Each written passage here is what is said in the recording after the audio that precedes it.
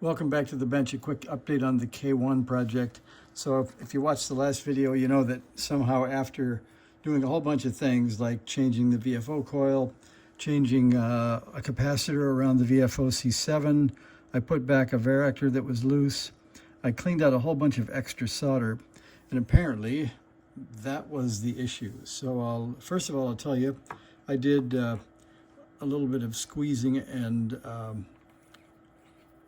pinching and spreading of the VFO coil, and now you can see we go down to 99.7, so just a touch to the right and we're at 0, so that's a good spot for the VFO.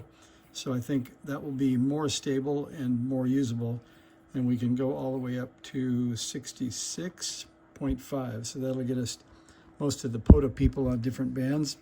And then let's see, the other K1 is tuned to 56.3. And then I'll tell you what I found. So I pulled out the diode here that I had put back, D8, just in case that was a bad diode.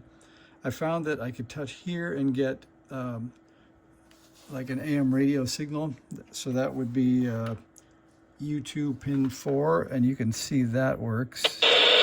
So that's definitely alive. So ahead of the product detector, everything else out the audio chain is working. So we're focused in on where I was around that D8 varactor diode. And then I looked down and I noticed that, let's see if you can see it. If you look at T2, there were big blobs of solder in there, and it's still not very pretty, but I had sucked out a big blob on the lead, and just as I touched it, I started getting signals. So apparently I pulled out too much solder and forgot to put it back.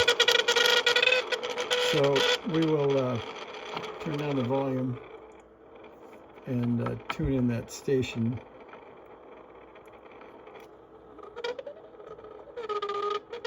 So you can see we're working again.